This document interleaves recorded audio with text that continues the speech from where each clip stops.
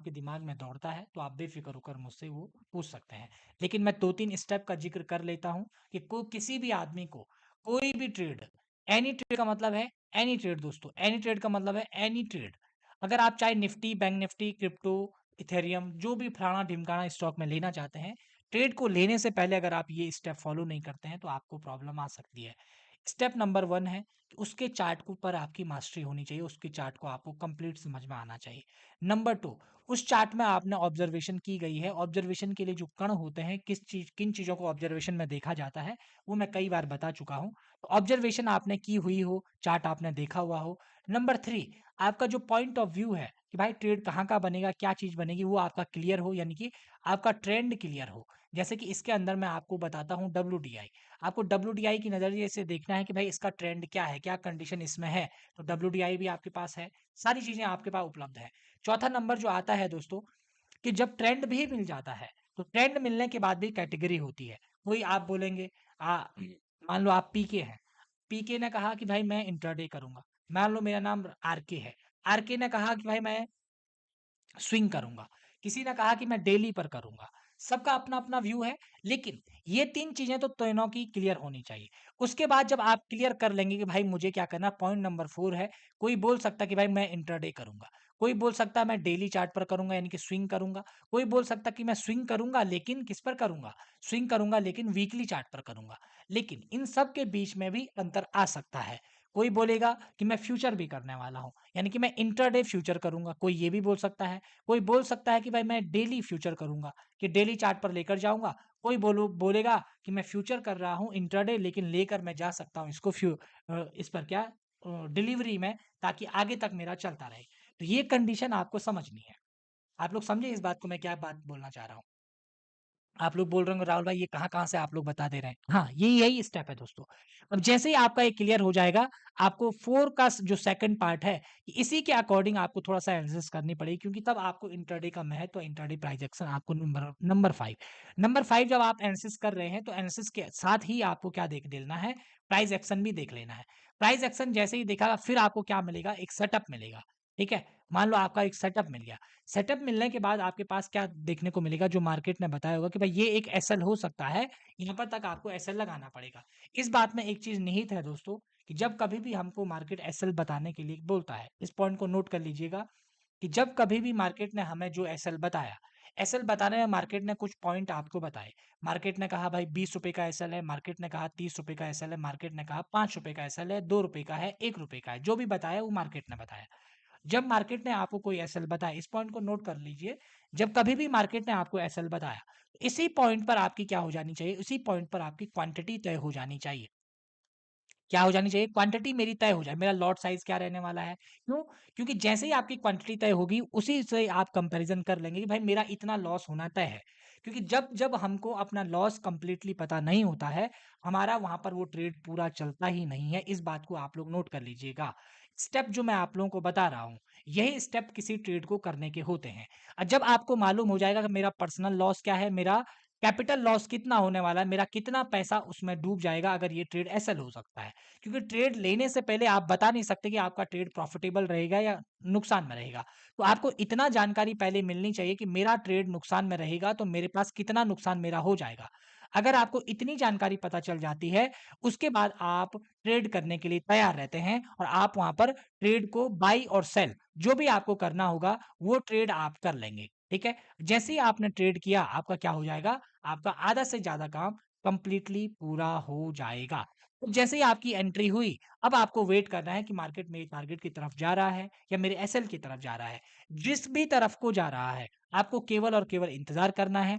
अगर आप ये स्टेप फॉलो कर लेते हैं, तो आप यकीन मानिए आपका कोई भी ट्रेड जल्दबाजी में आप नहीं करेंगे, जल्दबाजी में आप उससे निकलेंगे नहीं, थोड़ा-सा 100-200 रुपए देखकर उसमें से बाहर नहीं निकलेंगे, आपको ये बात समझनी है। और जिस दिन आप ये समझ गए, उस दिन आपका सारे के सारे काम क्लियर हो जाएँगे। एक स्टेप मैं आप लोगों के साथ और साझा करूँगा, ताकि मैं इस पूरे क्लिप को निकाल कर अपलोड कर लूँ, ताकि और लोगों को भी इस बात को ढूँढने में आसानी रहे और उनको ज़्यादा मेहनत ना करनी पड़े। कई लोगों का सवाल होता है, राहुल भाई हम कहाँ से शुरू करें? मेरा पहला सवाल तो उन लोगों को यही रहता है कि अगर आपको सारी चीज़ों की समझ बन गई, मतलब अगर आपको चार्ट देखना आ गया, आपने पढ़ लिया, आपने सीख लिया, तो उसके बाद आप क्या स्टेप फॉलो कर सकते हैं कि आपका ज़्यादा नुकसान ना हो। जो पहले स्टेप मैंने अभी आपको बताए वो तो आपने करना ही करना है। मैं एक रिस्क मैनेजमेंट वाला स्टेप आप लोगों को बताना चाहता हूँ ताकि आप लोगों को इसकी समझ थोड़ा-सा डेवलप हो सके। रिस्क मैनेजमेंट क्या होता है दोस्तों? किसी भी धंधे का रूल है कि बिना रिस्क के कुछ भी संभव नहीं है। ठीक है? जितना रिस्क उतना बड़ा रिटर्न। ये छोटा रिस्क होगा तो छोटा रिटर्न भी होगा। लेकिन आप जब शुरुआत में होते हैं तो आपको रिस्क भी छोटा लेना है और रिटर्न की चिंता नहीं करनी है। आपको केवल और केवल रिस्क छोटा लेकर उसका रिटर्न भी छोटा ही एक्सेप्ट करना है। जैसे ही आप ये कर लेंगे, आपके आधा से ज़्यादा समाधान अपने आप सॉर्ट आउट हो जाएँगे। देखिए, मार्केट में कॉस्ट कहाँ-कहाँ लगती है, इस बात को ध्यान में रखिएगा। एक तो जो कॉस्ट है मार्केट के चार्जेज़ जो हैं, मार्केट के जो चार्जेज़ हैं मार्केट के जो चार्जेज़ हैं, अब चार्जेज़ में भी कैटेगरी आती है। चार्जेज़ है एक आपका जो चार्जेस है, ये ब्रोकरेज वाला चार्जेस है, एक जो गवर्नमेंट वाले चार्जेस हैं। ये 2 चार्जेस पर तो आपका कोई कंट्रोल नहीं है, ठीक है? दूसरा चार्जेस जो आप आपका लगता है क्वांटिटी से होने वाले लॉस पर, कहने का मतलब चार्जेस नहीं होता है, पर वो नुकसान आपका है। यानी कि इसके एवज़ में जो लगता है, जैसे मान लो आपका एसएल हो गया, तो आपके ₹100 जा सकते हैं, आपके 2000 जा सकते हैं, तो वो आपका एक्स्ट्रा चार्जेस है। तो ये लॉस होने वाले लॉस को हम लोग क्या कर सकते हैं, कंट्रोल कर सकते हैं। लेकिन जो मार्केट के चार्जेस हैं, उन पर आपका कंट्रोल नहीं है। आप इसको केवल कंट्रोल करिए। आपका ये वाला कोई बात नहीं, इसको थोड़ा-सा लेकर चलिए। लेकिन ये अगर सॉर्ट आउट हो गया, तो समझ लीजिए ये अपना आप मार्केट आपको देकर चले जाएगा। एक चीज़ आपने ध्यान रखनी है, हमेशा उस पर आपको कंट्रोल करना है जो आपके पास उपलब्ध है। जो आपके पास उपलब्ध नहीं है, उसको आपने कंट्रोल करने नहीं जाना है और ये बात मैं आज से नहीं आप लोगों को बता रहा हूँ, जब से मैंने लाइव शुरू किया है। कोई भी चीज़ जो आपके पास अपनी है, उसको कंट्रोल करिए, उसको संजा कर रखिए, उसको सँभालिए। जो अभी मिला नहीं है, प्रॉफ़िट मिला नहीं है दोस्तों, लेकिन जो लॉस होगा वो आपके पास से होगा, यानी कि लॉस आपका अपना है, प्रॉफ़िट तो फ्यूचर का मामला है। तो इस पॉइंट को आपको समझना है।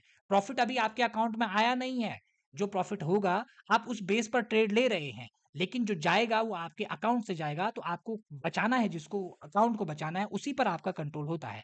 आप प्रॉफ़िट पर अपना कंट्रोल कभी मत करिए। इसीलिए मैं ये बात कई बार लोगों को बताता हूँ। जो लोग ये बोलते हैं कि मैं 1:2 का टारगेट लूँगा, वो ये मानकर चल रहा है कि 2 जो होने वाला है वो मेरा अपना है, उसने 2 पर भी कंट्रोल किया हुआ है और यहीं पर उसकी सबसे ज़्यादा ट्रेड साइकोलॉजी खराब होती है। मैं आपको कुछ स्टेप बता रहा हूँ, जो अगर आपको ये बेसिक चीज़ें समझ में आ गई हैं, तो जो पहले मैंने अभी 5-6 स्टेप बताए ट्रेड लेने से पहले वाले और उसके बाद एक पैटर्न पर आपको काम करना है। अगर आप तैयार हैं, तो मैं बता देता हूँ।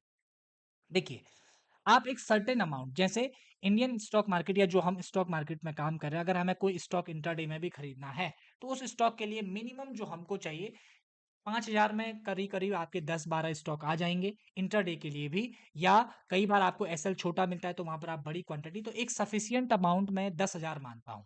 एक जो सफिशिएंट अमाउंट मैं 10,000 मानता हूँ, जिसमें मैं केवल आप लोगों को बताता हूँ कि आपको क्या काम करना है, केवल और केवल स्टॉक इंट्राडे काम करना है। देखिए, कई लोग बोलते हैं, "राहुल भाई, हमको ऑप्शन करना है, हम ऑप्शन में मास्टरी करना चाहते हैं।" तो मैं आप लोगों को बता दूँ कि हर सेगमेंट का एक रिस्क है। आप फ्यूचर कर रहे हैं, अगर फ्यूचर में एसएल होगा तो उसका एक रिस्क है। आप उसको अपने अकॉर्डिंग तय नहीं कर सकते हैं। आपका जो एसएल होगा वो मार्केट बताता है और जो मार्केट अभी तक बताते हुए आ रहा है, ऑप्शन मार्केट में जब आप काम करते हैं तो निफ्टी में अभी अमूमन 40-41 पॉइंट का एसएल बनता है। 40-41 पॉइंट का मतलब ये होता है दोस्तों कि उसका जो प्रीमियम है, वो उसके आधा, आप ये समझ सकते हैं 23 से ₹25 के आस-पास आपका एसएल बनेगा। तो 25 इंटू 75 अगर आप ये कैलकुलेशन भी करेंगे तो आपको ये समझ में आ जाएगा कि 7 दूनी 14 1500-1600 रुपए या 2000 रुपए के आसपास तक आपको डेंट लग सकता है या 1700 रुपए के आसपास डेंट लग सकता है। यानी कि अगर आपका एक ट्रेड में एसएल जाता है तो आपका इतना लॉस आपको एक्सेप्ट करना पड़ेगा। अगर आप इसको एक्सेप्ट करने के लिए तैयार हैं तो आप ऑप्शन में काम कर सकते हैं। इससे इसका मतलब क्या होगा कि आपका एक ही बारी में इतना बड़ा पैसा चले जाएगा। अगर मान लो आपके पास 10,000 रुपए है, ठीक है? तो 10,000 में तो आपके 5 ही ट्रेड का एसएल तैयार हुआ। कितना ट्रेड का एसएल तैयार हुआ? 5 ट्रेड का। तो 5 ट्रेड का लगातार एसएल भी हो सकते हैं, इसमें कोई गुंजाइश नहीं है। तो आपका पैसा तो ज़ीरो हो जाएगा, फिर अगले के लिए आपके पास कदम नहीं रहेगा। इसलिए मैं कई बार बोलते हुए आया हूँ, अपने स्टूडेंट को भी समझाता हूँ कि अगर आपके पास 10,000 रुपए आ गए हैं, तो आपको इंट्राडे में ऑप्शन में फिलहाल नहीं जाना। मैं ये नहीं कह रहा हूँ कि आप ऑप्शन मत देखिए। ऑप्शन देख रहे हैं तो समझिए उसको ऑप्शन को। निफ्टी के चार्ट पर मास्टरी कीजिए, आपको उसका फ़ायदा मिलेगा। लेकिन जो आप इम्पोर्टेंट काम कीजिए, वो ये काम कीजिए 10,000 रुपए अगर आपके पास हैं, देखिए इतना तो भाई जब पैसे लगेंगे तभी पैसे बनेंगे, ऑब्वियस सी बात है। हवा में तो पैसे बनेंगे नहीं। लेकिन अगर आपने ये स्टेप फॉलो कर लिया तो आप यकीन मानिए कि या तो आपको इसकी समझ ही डेवलप होगी आपका, या तो आपका ये 10,000 का 20,000 हो जाएगा। अब आप बोलेंगे राहुल भाई ऐसी तो कमिटमेंट करनी ही बुरी बात है। मैं ये एक दिन में नहीं मैं आपको बोल रहा हूँ, कम से कम 100 डेज। 100 डे का मतलब कितना है? 100 डे का मतलब होता है 3.5 महीने।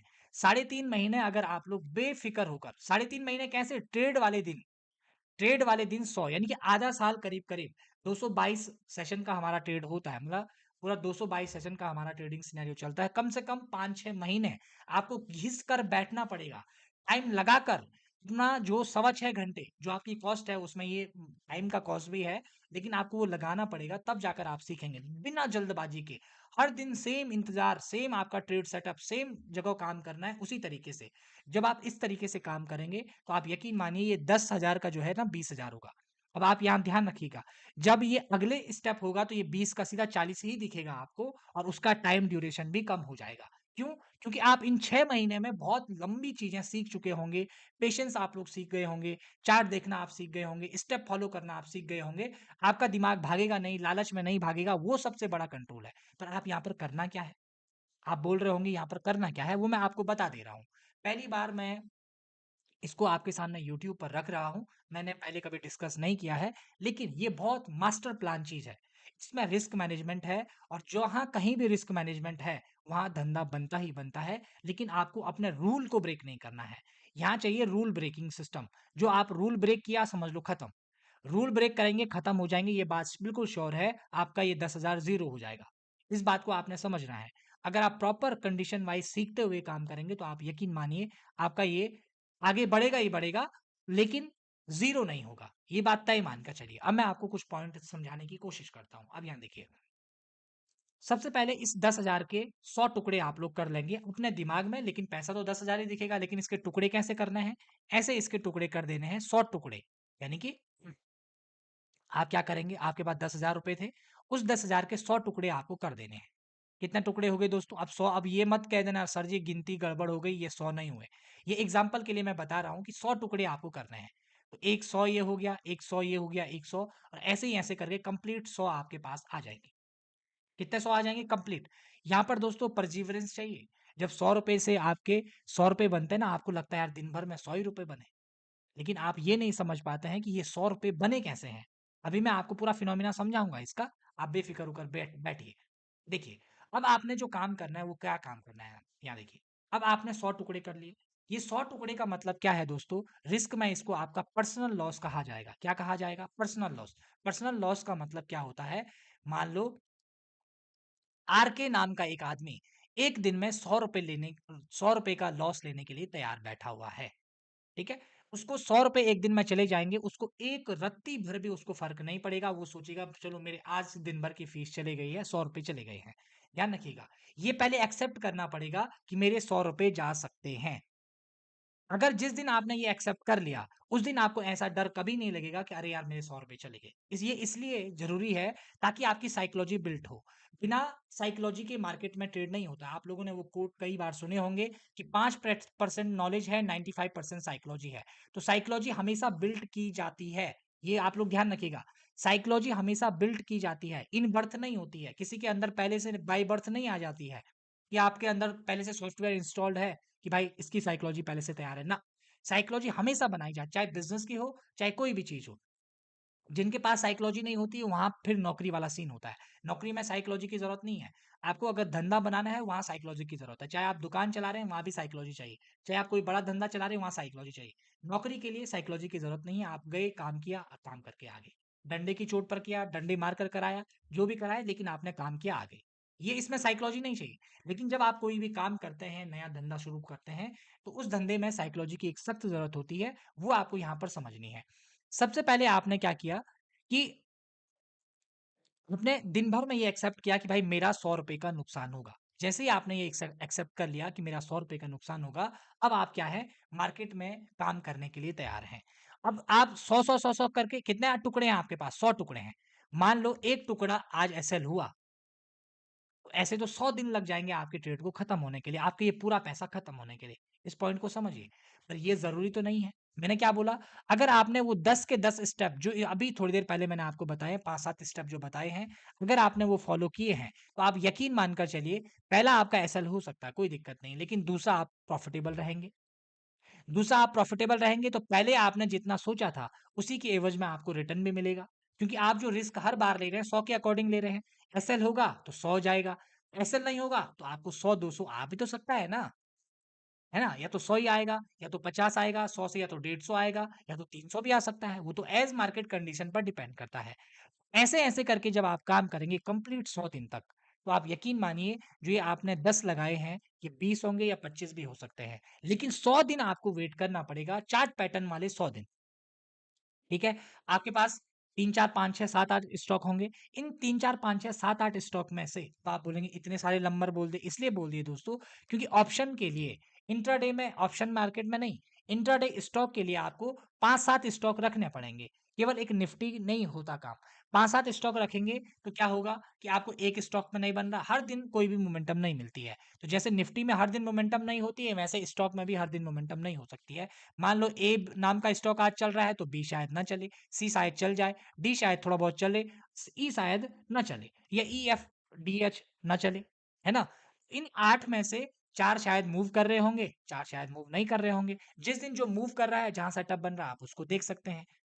ये तरीका है पूरे कंप्लीट रिस्क मैनेजमेंट का।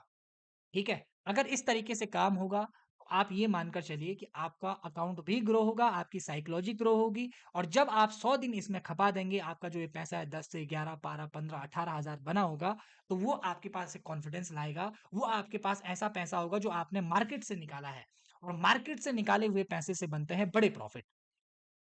सबसे बड़े प्रॉफिट बनते हैं दोस्तों मार्केट से निकाले गए पैसे से। आपके कैपिटल वाले पैसे से बड़े प्रॉफिट नहीं बनते हैं, मार्केट के पैसे से बड़े प्रॉफिट्स आप लोगों को देखने को मिलते हैं।